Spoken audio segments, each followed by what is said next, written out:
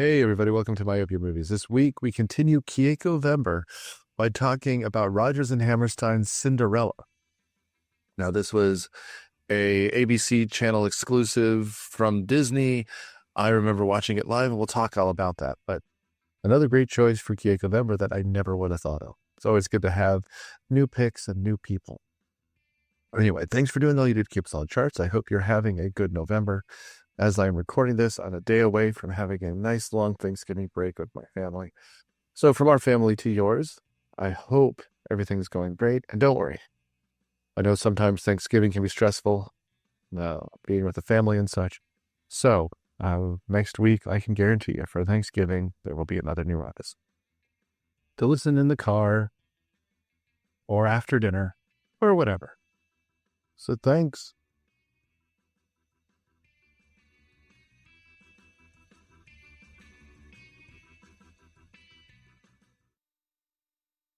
Welcome to My Movie Movies. This week, we are continuing Keiko-vember. I forget what we called it. No figure. Yeah. So for those of you listening at home, if there's a different quality or something weird that's going on, we lost these episodes because of my crippling incompetence. So we're re-recording this one, which means we're going to get to talk about Cinderella and Trading Mom once again, which I know we're excited about. Keiko, in a very passive-aggressive email, said, I'll talk about it, but I'm not going to rewatch some of this. And I'm like, okay. In the meanwhile, we are talking about Rodgers and Hammerstein and Brandy's 1997 Cinderella, which I believe was made for TV. I think at least I thought it was a Disney Channel movie. Yeah. I don't think it was on Disney at the time. I think it was like premiered on. It was ABC.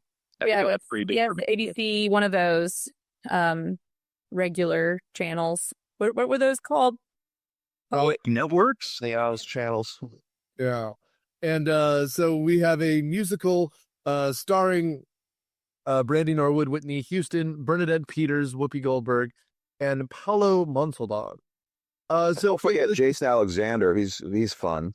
He is, and he plays like the Queen's assistant. The Prince's assistant, a song and dance man.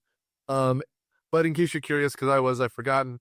Disappointingly, Paolo Montalban is not Ricardo Montalban's son, which I was kind of hoping. Con Union Singh, and of course, the dream guy from Fantasy Island. In the meantime, Keiko, this was your selection for your month, hence Keiko-vember. Why'd you pick it? What do you remember about it? What did you like about it? Oh my gosh, this movie for me, like, epitomizes that if you could like bottle up the nostalgia of just being a kid and not having anything to worry about, but getting hyped up about watching a movie on TV. Like, kids these days won't understand the magic of like knowing that a movie is going to premiere at a certain time and getting all your blankets and all your stuff all ready. And I don't know, like, so I was 8 when this movie came out, and I was so excited about it. Just like hyped up for weeks, probably. And it's so good. And it's still good today, even when we watched it again. So yeah, I don't know. That's how I feel. Well, and I mean, just to your point, we've done a few made-for-TV movies before. We did the Merlin miniseries. We did Pirates of Silicon Valley. And when they did Let's not forget Danger Island. And Danger Island, they advertised the hell out of these things, right? And Disney Afternoon would have the same. 90s Disney was a lot of the castle, a lot of magical flying glitter, like Tinkerbell was still around. And like you said, I remember this being advertised in a way where I was like, well, I'm going to get to watch something during prime time that I get to choose, which is kind of a big deal when you're a kid and none of your decisions actually matter. So like this, I remember them advertising like hell, because it's like just under 90 minutes, which means it was 2 hours of broadcast which I'm sure meant it was like from 7 until 9 o'clock on some idle Friday or something like that. Or maybe Sunday evening. Disney, like the Wonderful World of Disney was always Sunday evening. And that's a huge deal because, I mean, well, first of all, Yeah. how dare I assume they would interrupt TGIF? Because Steve Urkel was the king of television in the late 90s. But Brandy Norwood here, this kind of takes the cake. I appreciate this because when you suggested it, it really kind of like opened up an old memory that I hadn't thought about in forever. Yeah. It's interesting that you hadn't thought about it in forever because I always find myself surprised how frequently I think about this movie. And I feel like that is, like the little girl effect. Like I guess because it was probably more important to me as a kid. But there seems to be this like group of people who had the same exact experience as me, that they just loved it so much, and it's so nostalgic and so beautiful and so good and catchy and whatever. So it's cool that I was able to show it to you guys. And well, did you all like it? Did everybody like it? I did. I too remember the promos just blanketing all the ABC, Disney Channel back in the day. I want to say that I don't know if I saw it on the premiere. I want to say I probably watched a little bit of it because it was kind of a big deal. I would have been 13 that year, so I don't know if it was something like there was appointment television for me. Yeah, and Disney Sunday nights were a big deal. I definitely have good memories of watching, the magical world of Disney Sunday nights. It was a memory. I think the other movie that I was this excited about would have been the live action Jungle Book, Rudyard Kipling. It was from 94, so a few years before that. But I was also I could even I remember where I was when I saw these movies, and you guys do that. Like Matt knows what he had for breakfast on the day that he first saw a movie, but that's unusual for me. I usually don't remember those things, so the fact that I do for these is kind of special. I mean, and I remember, we're all talking about made for TV. I remember the Alice in Wonderland, the one that had Gene Wilder in it. There was just a few of them back then, and it was, as you kind of alluded to, like TV as an event, which we really don't have anymore other than for sports, which really changes the game a bit, And I do kind of, I don't know if I'm going to upload this video or not, but Alex is just all over the place. It's like we're watching a Talking Heads video, just kind of cutting across. And this is not my beautiful house. No. No, it's not my beautiful house. It's the Golden Gate Bridge, which has been my constant background since the early pandemic days, and I'm just not going away from it. Well, Go ahead. I was just gonna say I don't change my background because one time I changed it to the bridge and the USS Enterprise, and I couldn't figure out how to take it off, so I was just in the Enterprise for a lot of meetings.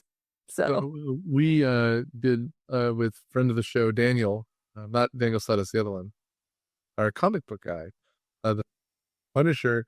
And apparently, the last time I used it, this was my default background, which is the Punisher in a copy.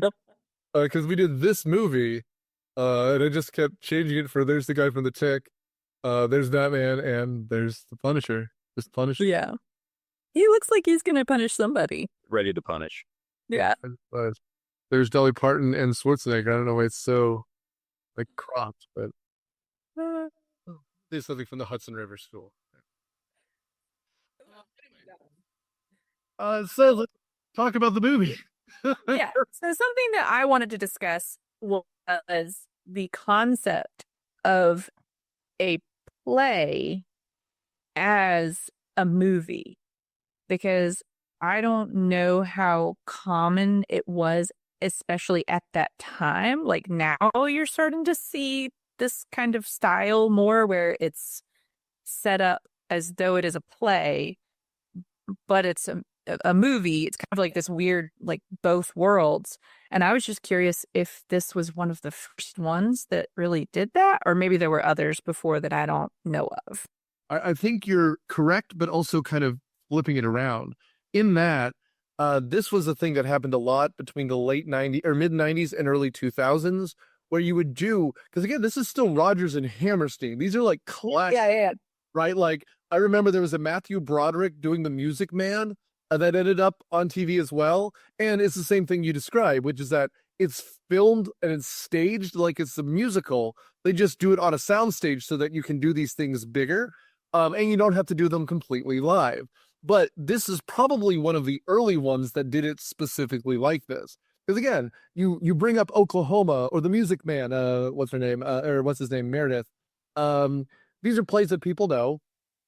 And again, if you're a musical person, you've heard of Rodgers and Hammerstein. Hell, if you're not a musical person, you've heard of Rodgers and Hammerstein.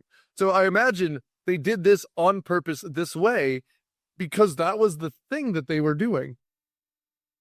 What is more unusual are the other ones we talked about, where they actually went out and stuck their neck out and wrote an original script. You know, it's not like and this is fairly traditionally done. It's just got stunt casting in it. So, you know, like there's nothing that's going to make someone who likes the Broadway musical, which probably had something like it probably was just off Broadway or something, because we looked him up. Paolo Montalban was the guy who played the prince on Broadway. So I don't know if it came first or it came second, but Sizzle Chest here clearly carried over. And it does look, I mean, he's a good looking man, Paolo Montalban, Prince Charles. He's wearing some good looking suits. He looks good in them. And it's so funny because I know it's not on purpose, but I tell you what, Jason Alexander has never looked shorter than when he's acting opposite Brandy and Whitney Houston and Paolo, because he's shorter than all of them. Anyway. All right, so you want to take us through the plot a little bit, Keiko? Of Cinderella? Well, I mean the musical, yeah. Okay. Well, so I guess it starts in a street, and Cinderella's sister and her stepsisters and her stepmom are being mean to her as usual. And so she's kind of dancing around and happens upon the prince, and they sing a song about imagining their perfect person, and it's about each other. Didn't Whitney Houston show up earlier? Does she? She introduced them. I thought she introduced the movie. He goes a little on. Oh, does she do like a little? Yeah. Yeah. I don't remember.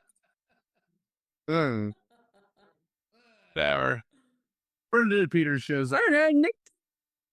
Nick's the one that watches the movie while we go, so. But He's putting on the screen now. Yeah. Love it. But anyway, so the cold open, we do have this kind of mythical version of glitter coming to life, which is Whitney Houston in this. Whitney Houston is like big, and I not in an insulting way, but like she fills the whole screen whenever she's on it. And the camera doesn't quite know what to do with her. And it's very funny. And I just learned that originally the plan was to have her be Cinderella, but Whitney kind of decided that she was too old to play Cinderella, and I guess she and Brandy were starting their sort of mentoring kind of relationship, and so she offered it to Brandy. I believe it. It's the right call.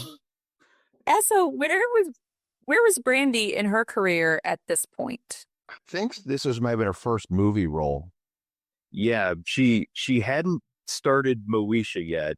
as I remember. But I mean, as far as her music career, this came out in 97. Brandy had a number of hits by, I want to say 95, like she, as far as music, but yeah, I mean, this might have even come out at a point where like she knew she was going to do Moesha. I'm not even quite sure because I think it came out very soon. It's not even like late 97, that same like right TV after. season, maybe. I don't know.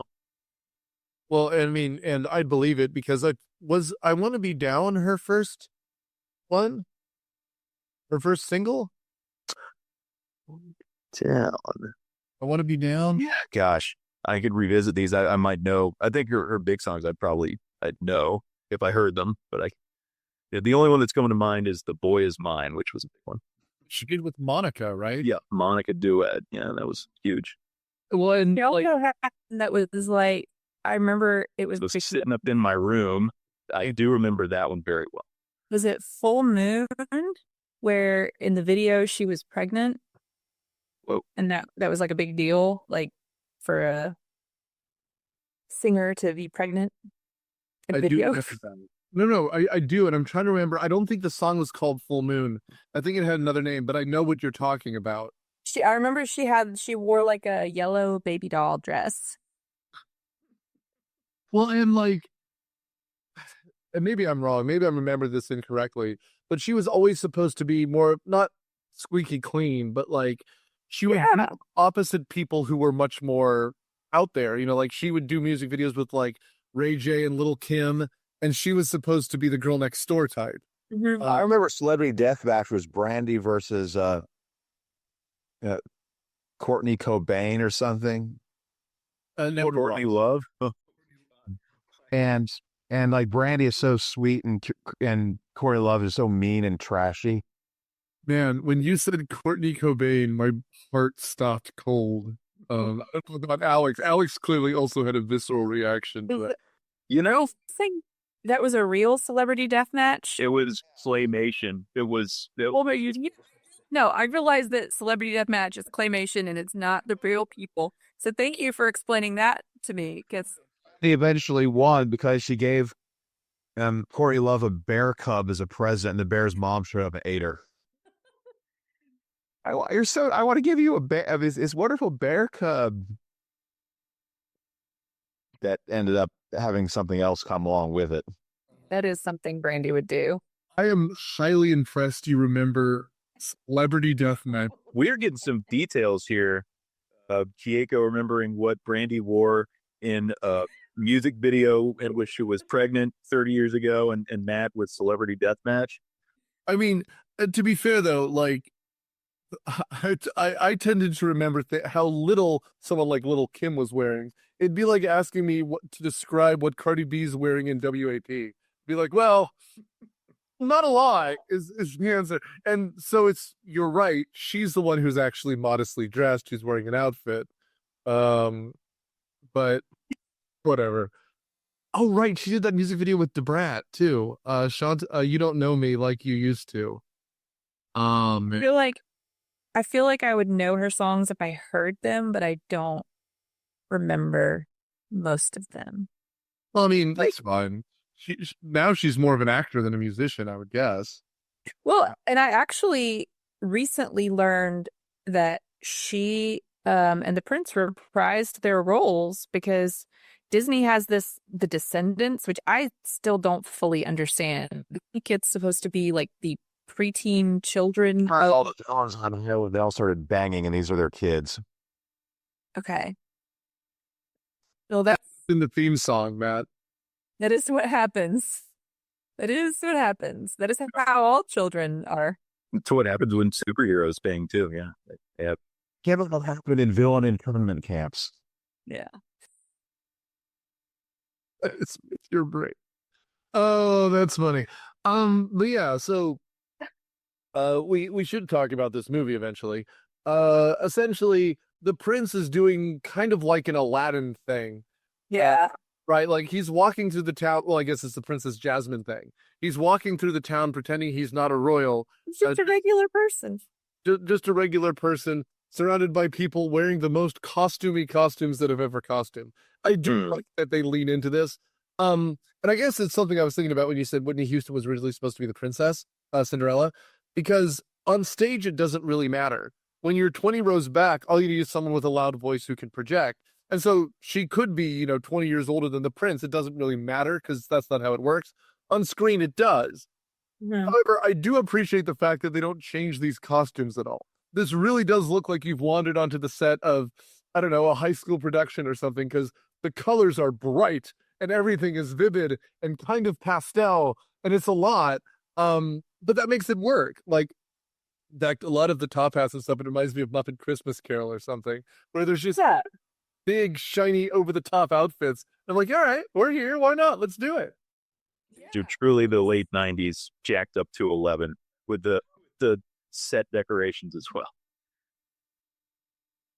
Yeah, so even like, that swirly motif, like swirls and gems, like everybody has an aunt that was really into burgundy and swirls and multicolored gemstones in this, like, I don't know why, I feel like it's like Louisiana style.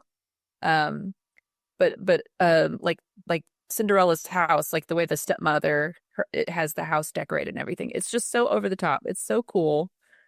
It's beautiful. Even still, we watched it on the projector. So like we saw it way bigger than it was ever intended to be seen, and it still looks good. Yeah. Oh, and that's so funny you mentioned that, because like a lot of the movies we do, like, they were clearly never meant to be in 4K, but they were still meant to be normal. This is like the rich children at home who are listening to this. You don't realize it, but the rich kid had a 40-inch screen, like, and it was still 360p. Like, the fact is, you couldn't like see the texture of fabric; it just looked shiny. I still watch this on Disney Plus, and it is still 4:3, which is good. They didn't stretch it out, but like to see the definition here of like Whoopi Goldberg wearing the paisley, and it's made out of suede and silk, and I'm just like, wow, they did not expect us to see any of this detail at all, which is cool. I also learned that Whoopi's jewelry that she wears in the movie is real, like, fancy, expensive jewelry that was like $400,000 worth of jewelry or something like that. Oh, but Ridiculous. Those Goldberg bucks. You got them Whoopi Goldberg. Oh no, it's some famous jewelry. You guys might actually know who it is. I didn't know who it was, but it was, some huge jeweler.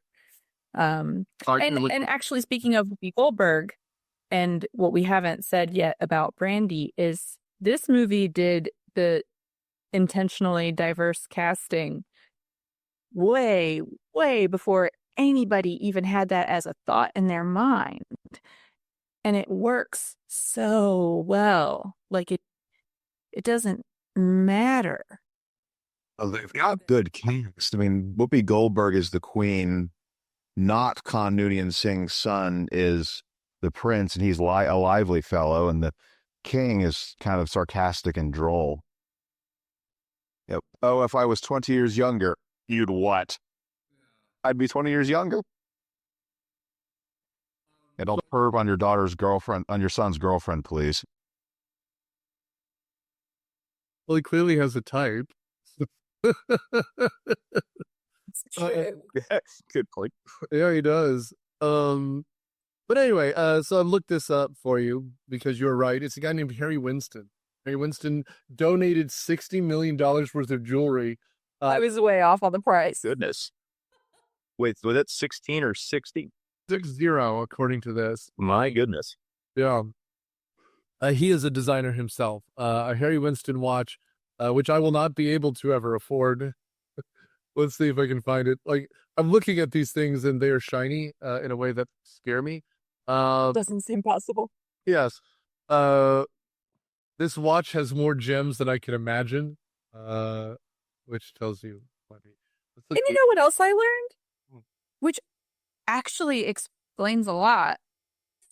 The costumes were designed by someone named Ellen Mirojnick, who designed the costumes for Bridgerton.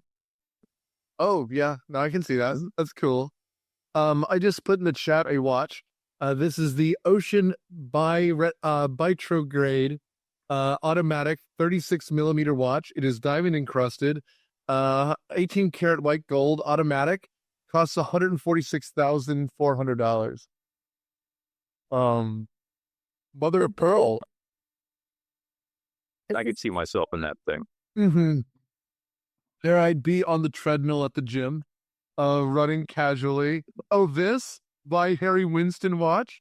I do really like how this website has a button that says, schedule an appointment and then request assistance. Like assistance. Yeah. Low Right. price adults, like truly. And I fell down this rabbit hole at one point. I was reading the New York Times during Fashion Week.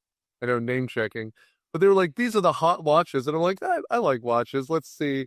And again, my monocle fell into my cocktail. Like it was, you're talking about Rolex are the low end ones, and you're just like, "Oh no, oh no." A Submariner is like a $2,500 watch, and it's at the low end of what they're talking about. I'm like, absolutely not. For some people, money doesn't mean anything. Not that person. I'm absolutely not that person. I say I'm drinking out of the lead crystal glass. I am a fancy boy, you see. He's out there, Raging Lad, who can't see this. He's wearing a smoking jacket. I was, yes. I have my my satin smoking jacket and a bourbon on the rocks is one. I did want to, follow up on what Keiko said, because I remember making a point of saying this on the first record as well. But yeah, kudos to Disney on this. I mean, I've always heard that their corporate culture is pretty forward thinking and progressive and inclusive and everything like that. And that is in 1997. Yes, the casting, I think, is like it would fit in today perfectly. I mean, it's pretty impressive to me. Yeah. I'm just curious because I was a kid when it came out. I wasn't like thinking about that reception and what it was like and whatever. But I'm curious if people were Sure. like, I don't remember people caring that much. I remember thinking, oh, it sounded like kind of a gimmick, but not being mad about it. Then again, Twitter didn't exist, so it is a little bit of a different climate today. I think it's just that internet was people screaming into the darkness. I'm pretty sure you could have found some pretty awful Usenet forums. But like the point stands, which is that it didn't matter. This is not, I mean, I called it, I think what it is that it's stunt casting. Who's a good singer, right? And you're not going to get at the time someone who's young like Brandy and someone who's older like Whitney Houston who are much better than that, right? Like, so why not? And as far as the previous conversation we had on this, and someone as smoking fine as Bernadette Peters, who Absolutely. She's coming to Atlanta. I saw something on that. There was an ad for a show or something. Yeah, I think it's because we watched Cinderella that we're getting I'm getting targeted Peters content. Yeah. Just assuming. Peters. Nick's really going to be getting some suggestions for Bernadette Peters now because I mean, she's great. Like I watched her somewhat recently in Mozart in the Jungle, and she was, I think, in her 70s in that. Yeah, she's. Thank you for mentioning Mozart in the Jungle. I loved her in Mozart in the Jungle. I love that. Great. Her and Malcolm McDowell. That was great. She was also very hot in Hercules. That was what I remembered her from. Also from when I was a kid. No. I mean, she's been in everything. Previous episode, she was in Anastasia as well. And the Animaniacs, wasn't she Rita, the cat in Animaniacs? So I don't know. I have a special place in my heart for her because she was in a bunch of stuff we did. There was a thing that I remember from renting it at called Fairy Tale Theater. And it was like fairy tales told, and they made little movies out of them. But they always had a really good cast. Carrie Fisher was in them. She was in them. Shelley Duvall was in a bunch of them. Yeah, I was gonna say, didn't Shelley Duvall? Did she host or? Yeah, no, he's the host. Yeah. Host and narrator. And so, and she would show up in that. Like Robin Williams was in them. And these are all things that I knew people later, but they ended up being real people who did a lot of stuff. So I do remember as well.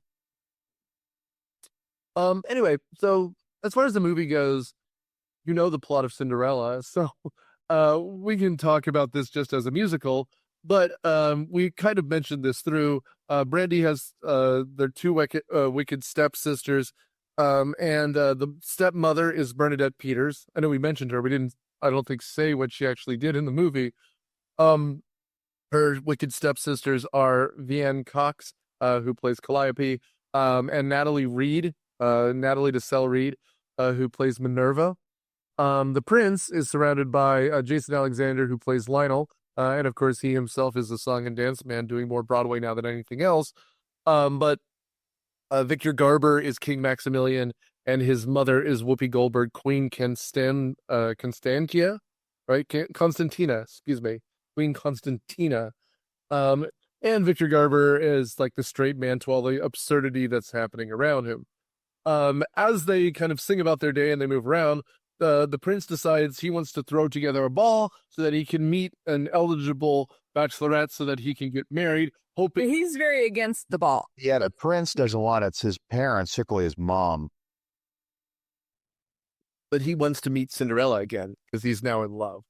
And this is Jason Alexander's big number where he eats a bunch of cheese because they're buying stuff for the party. Right? Yeah, Lionel is the only sane man in this whole movie. And he has a whole musical number about logistics. They're all. Prince is having a ball. The prince is having a ball. That song is wonderful. The dancing is great. He can dance. He's a light on his feet. He can move. Except he can dance if he wants to. And he can leave the prince behind. He can dance. But the prince can dance. So the prince is a friend of his? Nice. No one under 40 is going to get that. No one under 40. I got it. It just hurt my. Diego knows the safety dance, right? I was trying to continue it, and then Matt dropped. was laughing. Everyone look at your pants. Safety dance. I don't. He's apparently not currently in anything. I was seeing what he's doing. But there's a Broadway play called The Cottage that he was in last year. It doesn't say if it's still running. Probably not anymore. Or at least he's not in it anymore. But I like Jason Alexander. It makes me want to have seen him on Broadway or something because he's very good here. Anyway,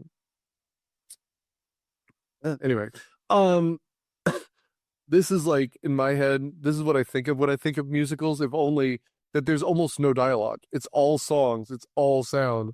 Oh, did I accidentally hit the thing? I apologize. But, I mean, you know how then the girls start getting ready for the play or the ball because Bernadette Peters wants to get them to hook up with the prince, and so she's trying to teach them how to be very demure, very charming. Which is kind of difficult because I'm pretty sure one of them's got a straight up anxiety disorder. Like she's always nervous and picks at herself. It's actually kind of sad. Yeah. So, but on that note, so this part of the movie is where we also get a scene from a line from Bernadette Peters that I still quote all the time, which I wonder how often I actually do quote this movie without even realizing it, which is kind of sad.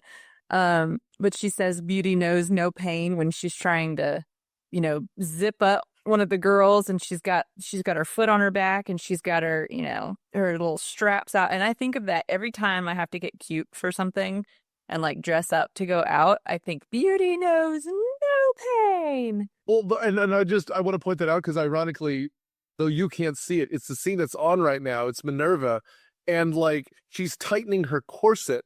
Yeah. Literally, like you said, she has her foot on her back, she's tightening it, and then because it's Bernadette Peters, and I want to know what the scene was on the page versus what she improvised, because it feels improvised, because eventually she turns around and is like trying to like jostle the woman to be tighter into the corset. And it's a scene kind of like out of the first Pirates of the Caribbean movie where Natalie Portman can't breathe because like as her chest is being lifted, her eyes are bugging out of her head as though she's about to pop. And then when Bernadette Peters turns around and like starts jostling her the other way, like she's lost all control of her body and any hope. It's very funny the way they do it. And to me, you're right. I think that does seem like improv, like their influence, not Rodgers and Hammerstein's. And I think maybe that's one of the key things that makes this movie so cool is that all of these people that were involved did have that freedom. Like Whoopi Goldberg is Whoopi Goldberg. Like there's no question that she is who she is. Jason Alexander, same thing. Like, so maybe that is part of the reason why this movie just feels so authentic, because they were able to be themselves and didn't have to put on like crazy accents and whatever. Yeah, they're kind of like they're big stars. I mean, that was the height of Seinfeld also, and like they're just kind of doing their own shtick, so it's kind of cool. Now, I will ask you, Keiko, because this is your month. What? You're aware. You chose 2 Whoopi Goldberg musicals in your month. So as your favorite actress, do you watch The View as well, or is this just goings on as we do? No, I mean, I would say like, I mean, you guys know, like, I grew up in a small town in Alabama, and you don't have access to a lot of stuff. So I guess like Whoopi Goldberg was just big at the time. Maybe I don't know. It's funny. Like we've done like one other Whoopi Goldberg movie. We've done 2 this month. And to wit, you're right. At this point in the 90s, she kind of was everywhere. This is kind of her moment. And now she'll make $1 billion the rest of her days doing The View forever. But it's just it's interesting because we haven't done many musicals either. Which is why we invited you to do this. A little bit of fresh blood on the show. Yeah, you definitely needed more girl movies. You guys are all just like, let's watch fighting movies and whatever, and fighting and shooting. You're right. We do a lot of movies with physical damage, so let's focus on emotional damage. Yeah. I do like the song that we're talking about now, where you've got the 2 stepsisters. Like Matt said, you have the one who is like itching herself, right? The other one who, when she gets nervous, acts goofy. But they're essentially having a makeover out of, again, like a 90s music video, because they're like panning close to their faces, and they've got like the green gack, the old school face masks on, while poor Brandy has to, give them the manicures and the pedicures, and Bernadette Peters is trying to polish up her daughters, while, Brandy, of course, is being left behind. And we end up with these incredible dresses with incredible bustles out of some nightmare Tim Burton prom dress. Like, they've got the hoops out and the bustles in the back, and somehow the biggest, fakest gemstones you've ever seen built into their corsets and necklaces, which is a great commentary, because there's nothing funnier, at least in my head, than people who suddenly become rich and don't know how to act rich, right? It's the Jersey Shore nonsense where they buy out the crappy thing that they know is expensive, but they don't know how to act. And that's what these people are, right? Those stepsisters and Bernadette Peters, as opposed to Whoopi Goldberg, who has real jewels and real class and really knows how to do it. These people are wearing stage makeup and stage jewelry and look like cartoon characters. And that's a good note by the director. Yes. Like the stepsisters' dresses literally look like lamps, and like I picture, like one of those 90s super curved lamps with tassels or whatever. But what Matt said was that one of the sisters has anxiety, and I feel like there's this like pressure on girls, and this kind of cattiness that girls do to one another. And a lot of the versions of Cinderella that I've seen, the stepsisters are like actually awful to Cinderella. But I feel like in this one, they're really, the stepsisters are really not that bad. Like, they're kind of like, it's like a bratty sister relationship where they're like, oh, she's puny, like whatever, like, it's not cruel, like, but you could dance together singing about love, and then stepmother has to come in and cause drama. And it's like she's the one that is, driving them being mean to her. Like, you can kind of tell that they wouldn't really want to be mean to her, but she's causing it. And then I think this is also the scene where we see her singing about her love story. And, we kind of talked about this off record. But I have a theory about this movie that she really did love Brandy's dad, Cinderella's dad, but is just very hurt by him being gone, and she's like expressing all of that and taking that out all on Cinderella. So I like to think she's a villain with a sad backstory. Sure. I mean, I buy it. I do buy it. But you're right. I do like how they always look to her when they try to figure out how to be mean to Cinderella. Right? The stepsisters do. And, yeah, I don't know. And thankfully, we don't know too much about it. And I don't mean that in a mean way. It's just that, like, this could have easily been a Cruella situation where we found out everything about why she's mean. And then there's no movie here. I do like how simple they keep it, because otherwise we really can get in the weeds in this nonsense. And now that Disney's completely out of ideas, that tends to be what we're doing. As an aside, like, one thing I do like that they kept is the absurd dresses. Because if you remember the animated Cinderella, by the time they're walking out, like the wicked stepsisters are walking out to the party, their bustles are so big in the back that they shake at a different frequency than they walk. It's kind of become a meme of the jiggling butts. And so they play that very well here. But I will never recommend that. Maybe this is a future episode, who knows? But in the late 90s, around when this came out, actually, Disney started doing made-for-TV animated sequels to their original princesses. And there's a Cinderella 2 and a Cinderella 3, which I have seen. Cinderella 2 is awful. Don't watch Cinderella 2. But Cinderella 3 is like a Star Trek thing where they get a witch's like wand and they go back in time, and the wicked stepsister tries to stop the events here from even happening.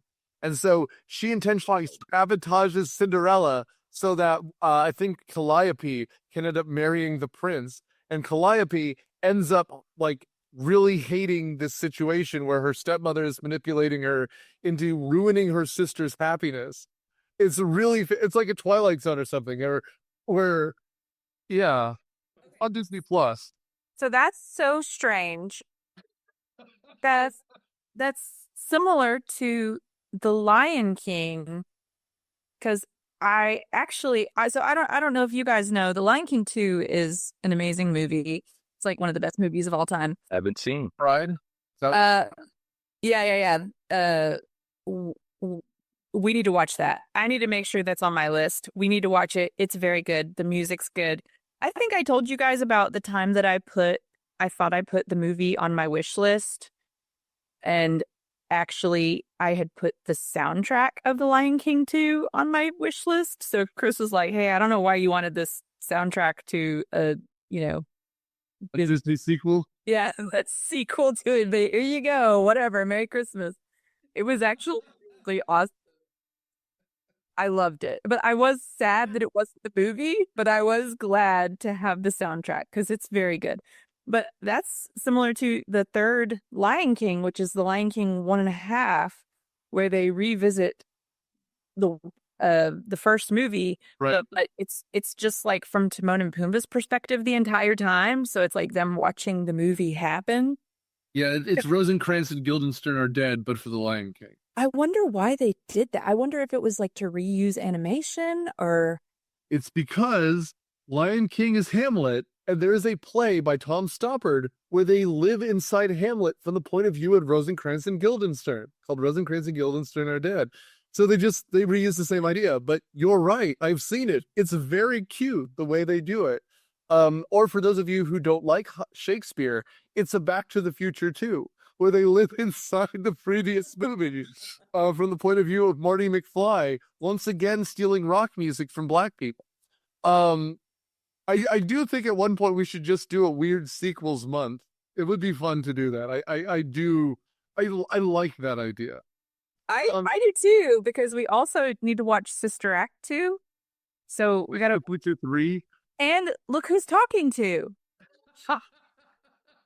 We could do it back to back. An animated sequels month, and then a live action sequels month. Yeah, I love it. Oh, I don't think our scheduling meeting might get quite intense. I'm looking forward to it.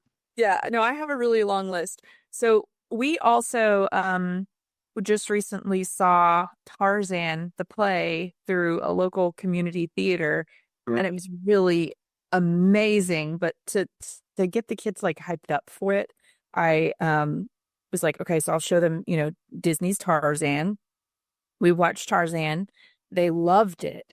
And it's so weird because like sometimes I feel like the kids find older things boring.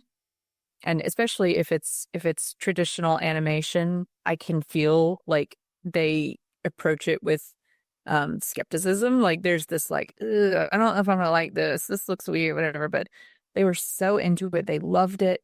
And it was on Disney Plus. And so like Tarzan #2 pops up. And I'm like, I don't know. Like I never watched that. I was too old at that point to care about it. So they will watch #2. My 7-year-old got mad because it was a prequel and he didn't understand. He was like, if it's #2, why is he not an adult? He's supposed to be, I want to find out what he does when he's an adult. That's the Disney cartoon. There's also a #3, which I did not know.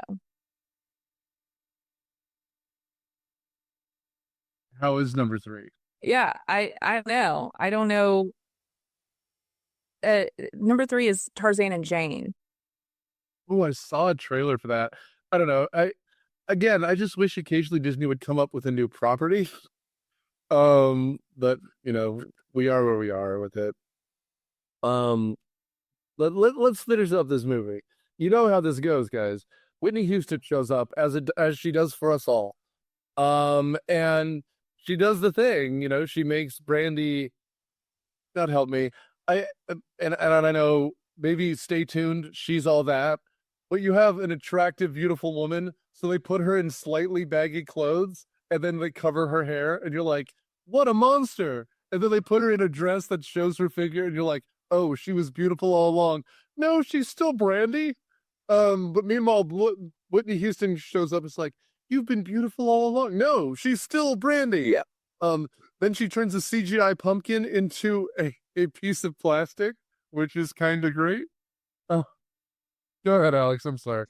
Yeah, that is a great visual. I remember the visual effects being charmingly late TV movie budget quality, which I love that. I like that stuff. I'm sure it's really hard to animate glitter. Like to draw cartoon glitter has to be very freaking hard, and they do a really good job with it. They do. But it really is like Whitney Houston is just constantly just glitter, and it's sparkles as though they're trying to show the brakes not working, and it's like sparking off the back. But again, for those of you who remember the Wonderful World of Disney and stuff from our youth from the 90s, it's the Tinkerbell effect, right? They wouldn't illustrate Tinkerbell. They would just show the flying rainbow of sparks as it went towards the castle at the end of the logo. That's essentially what it is.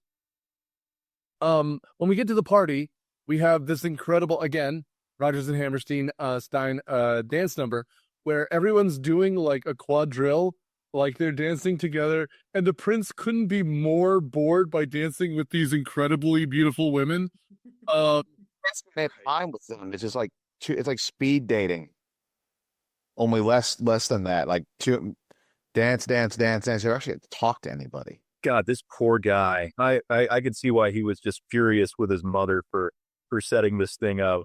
And it's just one after the other all night long. I guess if you're smitten, you're smitten, but No, but come on, along, because this is like a big open square where they're dancing in the ballroom, but along the staircase nearby and like the balcony, there's like 50 other women fawning themselves like it's the Beatles or something. And they're like, oh my God, he's so attractive. Meanwhile, Whoopi Goldberg and Victor Garber are just like, oh, you remember when we used to dance like that? He goes, yeah, that's why I'm checking out the other women. Like, it's, meanwhile, and again, I feel like it's done on purpose. But everyone in here is taller than Jason Alexander, who's trying to dance as well.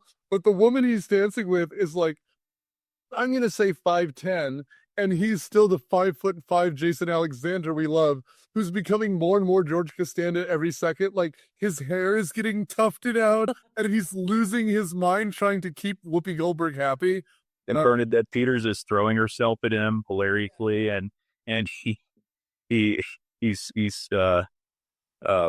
not caving in. You know what? I'd like to think that after all was said and done, they hooked up. They hooked up after this. I'd like to think so.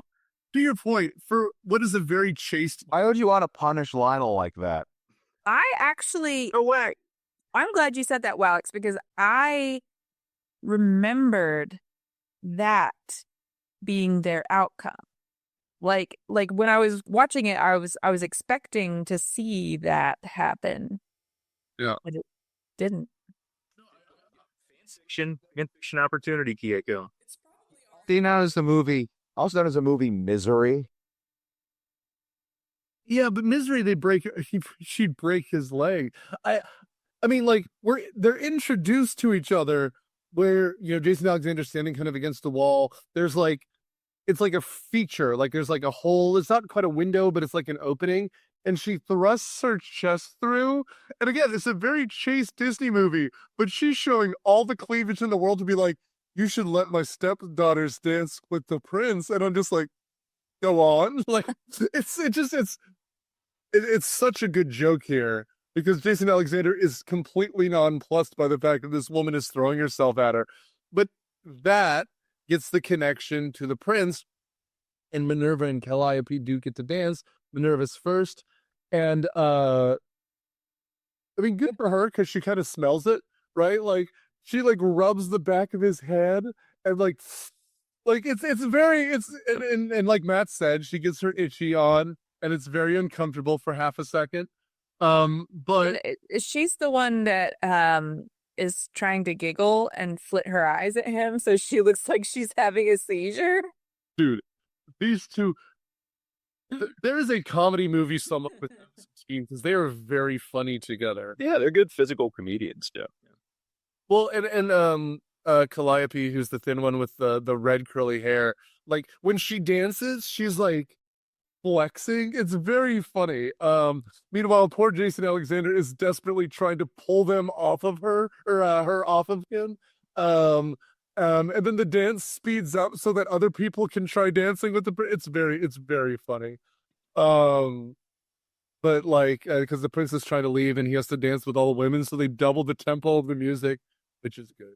It's all good.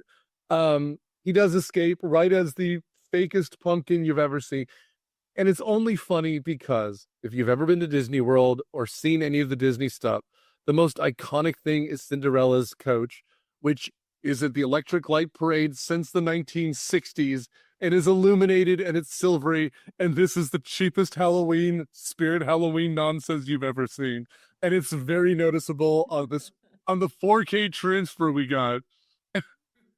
And it is wonderful. You finish your sentence. Okay, I will say that the costumes here are gorgeous. And especially Brandy's dress, which has 1 trillion little Swarovski crystals on it. Yeah. Looks so good. Like, she truly is breathtaking in this. And Whitney Houston's like, now go. And you're just like, a different movie's about to break out, and I'm okay with it. Like Whitney Houston in Footloose would have been incredible.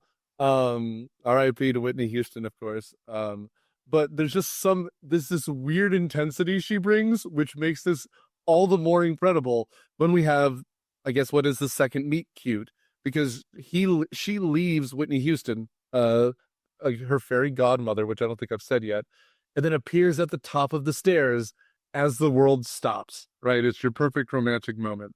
The prince watches her. How much acting did Whitney Houston do? Well, she got the Academy Award nomination for The Bodyguard, right? So is she? Well, I wasn't. She was in that movie, right? I don't remember the movie, but it was her and Costner. Kevin Costner. I was also Bruce Willis. Singing the Dolly Parton song, and blowing the doors off. I mean, Yeah. if you say one thing about Whitney Houston, is that she's got the most powerful voice that has ever existed. Pretty amazing. Yeah. She had done Waiting to Exhale, or she maybe, again, right around this time, I think Waiting to Exhale was coming out. How Stella Got Her Groove Back. That was another one, right? Correct. So she was in that, the acting game.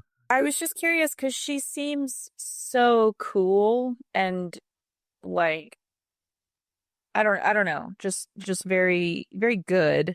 And I feel like if I were to have any critique about the movie, it would be that I don't think Brandy was doing the best acting in the movie. Like, I feel like whenever she had speaking lines, it was a little like flat and like just not a lot to it. And just thinking about that contrast of Whitney and how she was so just, I don't know, good and genuine. Like, I don't know. She just seemed like really cool. Well, some of them might be like character arcs. Like at the beginning of the movie, Brandy is so defeated. Her whole song about my little corner and my little chair. And so everybody why she's flat and kind of mousy. I may also just be insulting like how Brandy talks. Maybe she just talks like softly. She was inexperienced. I mean, I think it kind of works because she was, sort of a young girl with stars in her eyes, or she's depressed, the different thing. She's, naive. And so I don't know, works a little bit. I think she became a better actor probably pretty soon after this, a little more seasoned. No, I mean, Keiko, I think you're 100% right. Because, I mean, obviously the two stepsisters are stage actresses. And I mean, Jason Alexander is known for Seinfeld, but he's doing a stage performance. Mm-hmm. But like everyone else around her has significantly more acting experience. Like, Brandy Norwood was still Brandy Norwood, and Whitney Houston had been in The Bodyguard 5 years before or 4 years before, and was effectively putting out an album and doing 2 movies a year for the next 2 decades. Wow. And again, there's still Bernadette Peters, who's in everything, and Whoopi Goldberg, who's in everything, and Victor Garber, who's one of the great character actors of the last 30 years. And, that's not to say anything bad about Brandy. She's just being outacted by people with more acting, bona fides. Yeah, maybe that is it. I just noticed that. And I mean, and let's just talk about financially. It makes sense because Brandy has to be on set every single day. Whoopi Goldberg probably did this in a week because she's only in like 4 scenes, right? Same with Victor Garber. He only gets out of a chair in 1 scene when he's dancing, right? Like, Jason Alexander has to do more. Paolo Montalban has to do more. And Bernadette Peters has to do more. But a lot of like the big names, Whitney Houston was on set for 48 hours at most. She shows up, does her magic thing, and then reads a voiceover, and that's kind of it. yeah, I did actually see that the song that Bernadette Peters sings it was added for her, like with her in mind, so that she could have a nice solo song to sing too. Sure. Yeah, and as a producer, I mean, maybe Whitney was just more like, I'm going to bring this all together. I've got like a general concept for how I want things to look and who plays Cinderella. And yeah, she maybe she was just like, oh, I'll stay out of the way, and it's about Brandy. But yeah, I think she did a good job as a. I don't know how much influence she had over the whole how the thing came together with the music and all that. I'm sure she had some input, but yeah, I mean, that's a good job, says I. Yeah. And again, like all of these people also were putting out albums at the time. And, Whitney Houston was in 3 movies between 96 and 98. So, it's entirely possible that she just was like, what, I'm going to do what I need to do and then move on and let the young people do it. And I'll just make money. Because, by this point in the movie, we're talking, it's turned back into a pumpkin. She's back in her eggs. Bernadette Peters is suspicious, but we have our commercial break and then everyone's back home. And everyone's convinced that they're the ones who have romanced the prince. And, again, this is a moment where the stepsisters are actually kind of getting along, and Bernadette Peters has to rain on their parade, and they kick Brandy out and call her ugly or whatever. When the fairy godmother shows back up, and we get the final movement here, which is that despite the fact that everything else turns back to crap, one glass slipper is left behind. And so now we have to try the glass slipper bit, which is how the movie ends, right? Yeah. Yeah. That's it. Yeah. I think that's the stepmom at one point trying on the shoe. Yeah, everybody does. All eligible ladies in the city have to put it on. Yeah. And again, it's all physical comedy with this chunk of clear plastic, because Jason Alexander is trying to cram these feet into the thing, and then wiping it out and then throwing out the handkerchief each time as they just. I did read that they broke a shoe. That they had several plastic ones and one glass one, and they did break. I'm guessing it was a plastic one, but At one point, Minerva is the one trying on the shoe, and in order to squeeze her foot in, she grabs Jason Alexander by the throat and like throws him onto her crotch so she can use his whole body as leverage. It's very funny. It's very funny.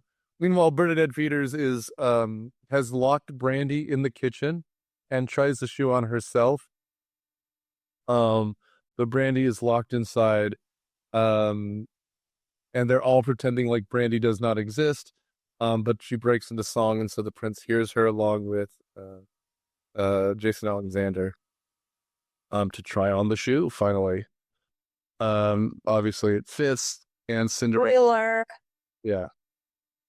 But yeah, no, it's cute. And then at the end we get Whitney Houston comes back. She belts out a song which is somehow louder than the rest of the soundtrack, because again, Whitney Houston. And then Whitney Houston magics them into wedding clothes. Brandy ends up in a wedding dress. He ends up in a white tux. They end up in the white wagon or the white carriage, and then that's it. That's the movie. It wraps up incredibly quickly, which is fine. It's good. Shoot. Anyway, thoughts, comments. What do you guys think? Let's start with Alex. What are your final thoughts on this?